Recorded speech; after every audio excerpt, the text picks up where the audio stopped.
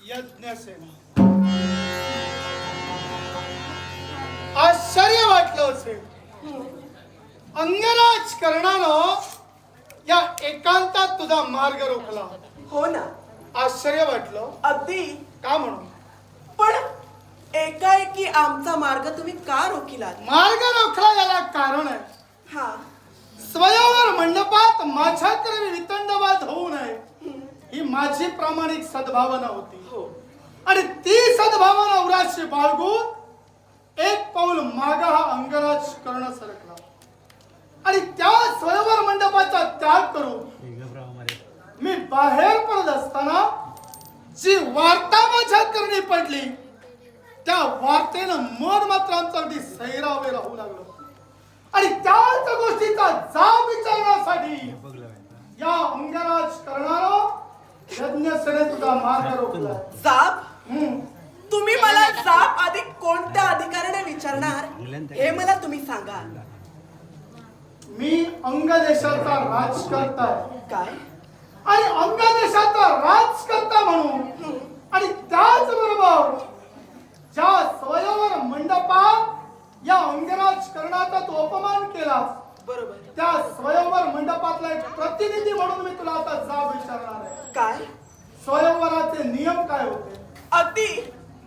जो कुणी क्षत्रिय असेल त्याच्या कंठी मी माझी वरमाला परिधान करणार. फक्त क्षत्रियाच्याच कंठी? हो. पूर्ण ठाम आहात? हो ना. नियमात बदल झाला नाही? नाही. विचार करून बोला. हो ना. म्हणजे फक्त क्षत्रियानं मत्स्याचा भेद करायचा होता. हो. आणि जो कोणी क्षत्रिय त्या मत्स्याचा भेद करेल त्याच्याच कंठी तुम्ही वरमाला परिधान करा. सत्य आहे. हा तुमच्या स्वयंवराचा नियम होता. हो. हा कोण? हे कोण? हे ब्राह्मण आहेत. मग नियम कुठे ठेवला तुमचा? नियम ठेवला यालाही कारण आहे. नियमाचं काय केलं त्याबद्दल सांगा. सांगते ना तुम्हाला. काय? यालाही कारण आहे.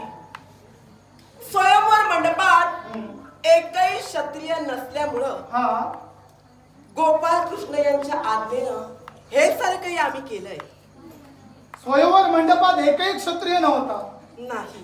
की जो क्षत्रिय मत्स्याचा भेद करण्यासाठी उभा राहत होता त्या प्रत्येकाला नाव तुम्ही ठेवत होता. अगदी सत्य. हस्तिनापुराचा युवराज आमचा मित्र सुयोधन ज्यावेळी ते धनुष्य उचलण्यासाठी आला तुमच्या मुखातून शब्द बाहेर पडले. आंधळ्याच्या पोराच्या कंठी मी वरमाला घालणार नाही. हा तुमच्या स्वयंवराचा नियम होता का? काय? मी काय बोललो ऐकला नाही? ऐकलं. सारं काही ऐकलं. ज्यांना तिथंच आपले पराक्रम जमलेच नाही त्यांना बोलणार नाही तर काय करणार? पराक्रम दाखवायच्या अगोदर हे शब्द तुमच्या मुखातून बाहेर पडले होते. आठवण तुम्हाला मी करून दिलेली आहे. मग त्यावेळी नियम तुम्ही बाजूला काय ठेवला? तो क्षत्रिय नव्हता का? अर्थातच. मग तो जर क्षत्रिय होता हा तर त्याचे पराक्रम पाहायच्या अगोदर त्याला दूषण तुम्ही कोणत्या अधिकारानं दिला? दूषण? कोणत्या अधिकारानं दिला? जे मी पाहिलं होतं आणि त्याचमुळे मी त्यांना दूषण देण्याचं काय पाहिलं तुम्ही? काय पाहिलं? काय पाहिलात का? तुम्ही जे बोललात तेच मी पाहिलं होतं. मी पाहिलं ते लोक. तुम्ही काय पाहिलं ते आता मला सांगा. काय? तुम्ही कशावरून ठाम राहिला की आंधळ्याच्या पोराच्या कंठी मी माया घालणार? हा तुमचा नियम होता? हा नियम नव्हता. मग तो जर नियम तुमचा नव्हता मग या ब्राह्मणाला तुम्ही का भरला? एकच. का? व्यक्ती स्वातंत्र्य. काय? हा. व्यक्ती स्वातंत्र्य? व्यक्ती स्वातंत्र्य तुम्हाला महत्वाचं आहे की स्वयंवराचा पण महत्वाचा आहे? तुम्हाला मी प्रथमतः व्यक्ती स्वातंत्र्य महत्वाचा की पण महत्वाचा? पण महत्वाचा आहे. मग व्यक्ती स्वातंत्र्याचा प्रश्न का उद्भवला? तिथं क्षत्रिय पराक्रमी योद्धा असा कोणीच नसल्यामुळं मी देवाच्या आज्ञेने हे सारं काही केलं. देवाच्या हे आता तुमचं कसं झालं माहितीये का? काय? अपराध तुम्ही करायचे आणि खापर देवाच्या माती फोडायचो. तो देव सांगणार आणि तुम्ही वागणार. देव द्वारकेत जाऊन बसणार. तुम्ही काय करणार? जे सत्य आहे ते मी तुम्हाला कथन केलंय. मग मी सुद्धा सत्याच कथन करतोय. हा. मग त्या स्वयंवर मंडपात माझ्या मित्राच्या बाबतीत तुम्ही अन्याय का केला? अंगराज कर्णाच्या बाबतीत अन्याय तुम्ही का केला? थांबा. तुम्ही मला एकच सांगा, हा ब्राह्मण श्रेष्ठ आहे की सूत श्रेष्ठ आहे? ब्राह्मण श्रेष्ठच आहे, हा, पण तुमच्या स्वयंवराचा नियम आड येतोय. तुमच्या स्वयंवराच्या नियमावलीत ब्राह्मण होते का? ब्राह्मणाने क्षत्रियांच्या हाती चापबाण दिले. मान्य आहे. मग चापबाण जर ब्राह्मणाने क्षत्रियांच्या हाती दिले, हा, तर मग पणा तुम्ही ब्राह्मणाचं सुद्धा नाव घ्यायला हवं होतं, ते का नाही घेतलं?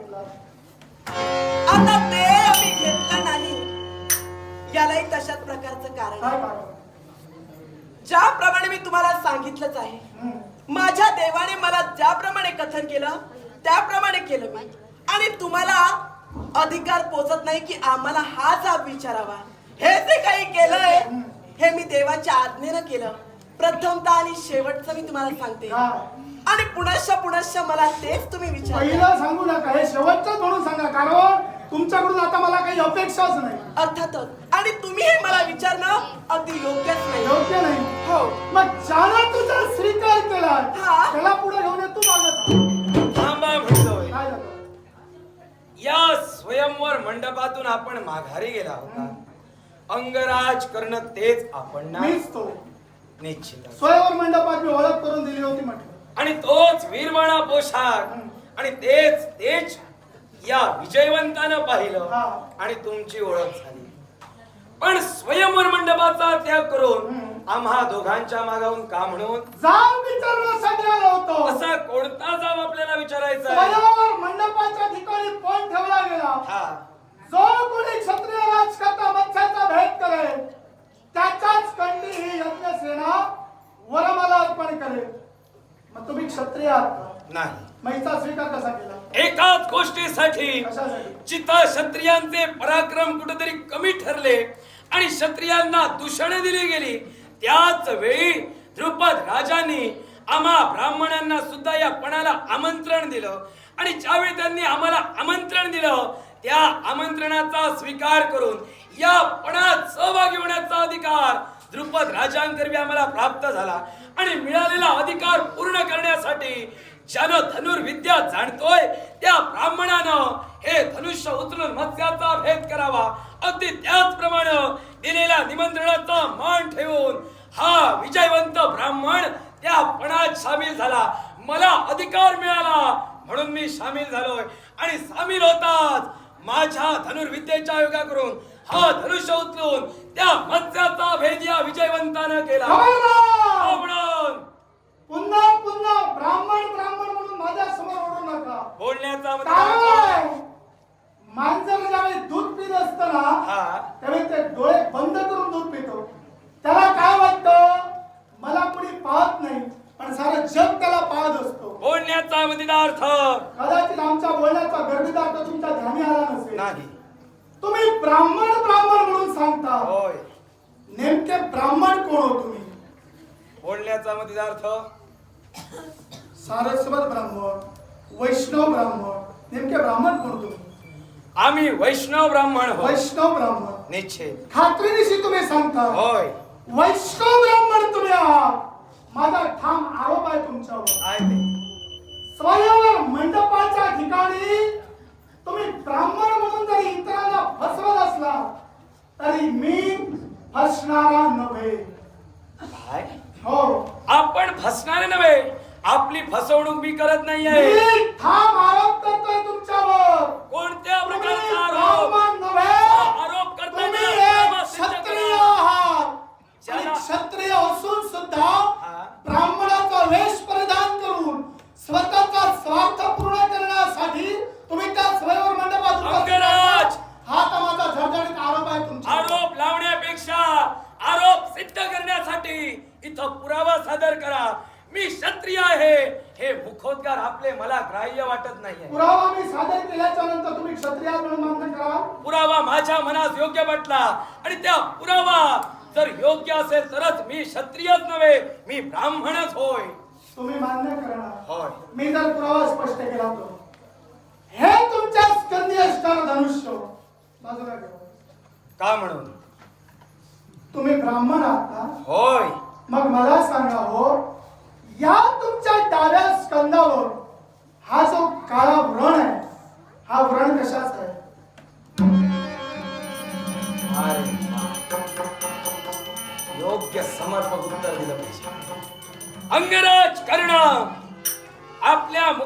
वाघेश्वरी निघते. काय हा जो जे काही चिन्ह आहे, व्रण हा जो व्रण आहे, या व्रण आपण ओळखिला आणि या व्रणावारे आपण मला क्षत्रिय घोषित करता.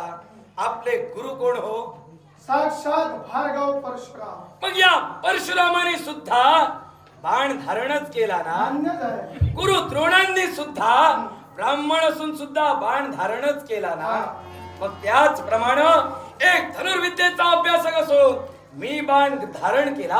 काय चुकलं माझं? धनुर्विद्येचे अभ्यासक म्हणून तुम्ही हा धनुष्य स्कंदी लावला. निश्चितच. पण हा व्रण केव्हा निष्पन्न होतो माहितीये का? तेव्हा ज्यावेळी अधिक काळ हा धनुष्य स्कंदावर ठेवला जातो त्याच वेळी हा व्रण उठतो. आणि हा व्रण अधिक काळ धनुष्य पेलल्यामुळेच उठमटलेला आहे. अधिक काळच मी धनुष्य हाती घेतलेला आहे. कारण अरण्याच्या ठाई मार्गाने मार्गक्रमण करत असताना नव्हे तर धनुर्विद्येत पारंगत होण्यासाठी अभ्यासाच्या उद्देशानं अनेक वेळा हा धनुष्य माझ्या स्कंदी ठेवला आणि त्याचमुळे कदाचित हा व्रण माझ्या स्कंदी उद्भवला असेल. जिथं हा व्रण अभ्यासाच्या योग्य करून माझ्या स्कंदी उतरला तिथं मी क्षत्रिय नव्हे, मी ब्राह्मणच. अभ्यासाच्या योगे करून हा धनुष्याचा व्रण तुमच्या डाव्या स्कंदावर उमटला. निश्चितच. उजव्या हाताची तर्जनी आणि अंगठा या दोघांचे घर्षण झालेलं आहे. हे घर्षण केव्हा होतं? एकापेक्षा अधिक वेळा शरसंधान केल्याच्या नंतर अंगठा आणि तर्जनी यांचं घर्षण होतं. तुम्ही किती वेळा नेमकं शरसंधान केला? शरसंधान मी केले नाही. मग हा अभ्यासाकरिता अनेक वेळा हा मी बाण उचलून अनेक वेळा नेम धरले आहेत. आणि हे नेम धरत असताना कदाचित अनेक वेळा घर्षणामुळं माझ्या हातावरील चिन्ह उमटली असतील आणि त्याचमुळे कदाचित तुम्हाला वाटत असेल की मी क्षत्रिय आहे. पण आपला गैरसमज होतोय. अंगराज कर्ण मी एक ब्राह्मण आहे आणि हे तुम्ही मान्य करा. तुम्ही एक ब्राह्मण आहात. निश्चितच. मग स्वयंवर मंडपाच्या ठिकाणी ज्यावेळी समस्त क्षत्रियांना दूषण देण्यात आली त्यावेळी तुमचे भाऊ स्मरण का पावत होते? ज्यावेळी क्षत्रियांना दूषण दिली गेली बरंच बारकाईनं परीक्षण तुम्ही माझं करत होते. माझं नेत्र अजून चांगले आहे. माझे भाऊ स्फुरण का पावत होते?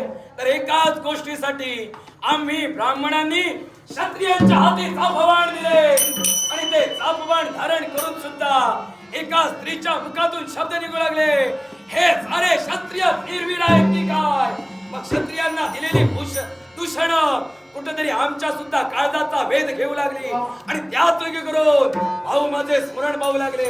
म्हणजे क्षत्रियांच्या तत्वासाठी तुमचे भाऊ स्फुरण पाहू लागले. निश्चितच. मग तुमच्या अंतरी क्षत्रियांच्या बद्दल स्वाभिमान नाही आहे का? आहेच म्हणून तो स्वाभिमान स्वयंवर मंडपात क्षत्रियांचा अपमान होत असताना का नाही दिसला? एकाच गोष्टीसाठी. हा? कारण पण तो क्षत्रियांचा होता.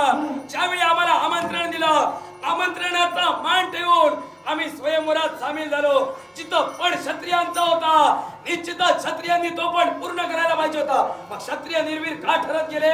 मग साक्षात एक एक पुरावा तुमच्या समोर मी प्रदर्शित करतो पण तुम्ही फक्त असत्य समोर ठेवता आणि वेळोवेळी तुम्ही ब्राह्मण आहात म्हणूनच सिद्ध करता. ब्राह्मणात आहे मी. आता एकच पुरावा तुमच्या नेत्रासमोर ठेवतो. आहे ते. अंगराज कर्ण म्हणतात मला माझा बाणाला प्रत्युत्तर फक्त या विश्वातील एकच योद्धा देऊ शकतो आणि तो योद्धा म्हणजे धनुर्धारी पार्थ होय. मग मला सांग त्या स्वयंवर मंडपात शरसंधान तुझ्या करणी झालो. निश्चितच. त्याच स्वयंवर मंडपात माझ्या करणी सुद्धा शरसंधान झालो. मग माझ्या बाणाला नेमकं प्रत्युत्तर तुझ्या करणी कसं आलं? एकाच गोष्टीमुळं ज्यावेळी तुम्ही सरसंधान करत होता त्या सरसंधाला माझ्या देवाचा आवाहन करून आणि गुरूंनी दिलेल्या विद्येच्या आचरणाच्या योग्य करून तुमच्या प्रत्येक बाणाचं छेदन हा विजयवंत ब्राह्मण मान्य नाही. जिथं मला जगवणारा योद्धा त्या विश्वाच्या काही एकच अस्तित्वात आहे. मग जिथं साक्षात परमेश्वराला सुद्धा ते जमलं नाही ते जर एक सामान्य ब्राह्मण करत असेल तर अशा ब्राह्मणाला नाही मानणार नाही. तू एक क्षत्रिय आहे. नाही, मी एक ब्राह्मणच होय आणि ब्राह्मणाच्या कर्तव्याच्या वेगळी करून ज्यावेळी आमंत्रण दिलं त्यावेळीच मी आमंत्रित केला आणि मी ब्राह्मणच होय. ते आम्ही ब्राह्मणांनी तुम्हाला तापमान दिले, प्रत्येक विद्या आम्ही अवगत केली आणि त्या धनुर्विद्येच्या वेगळी करून तुझा येणारा प्रत्येक बाण त्या धनुर्धारी पार्थाप्रमाणे मी छेदला गेला. धनुर्धारी पार्थाप्रमाणे या विश्वात माझ्या मनाचं छेदन कुणी करू शकत नाही. आणि हा जर कुटील डाव अंगराज करण्याच्या बाबतीत जर तू खेळत असशील तर या यज्ञ सेनेला मी तू घेऊन गेल्याशिवाय या यज्ञ सेनेनं मला वरील आहे. शाती वर मला तिनं माझ्या कंठी अर्पण केले. तिच्या रक्षणाची जबाबदारी माझी होय आणि या ब्राह्मण तिचं रक्षण करणारा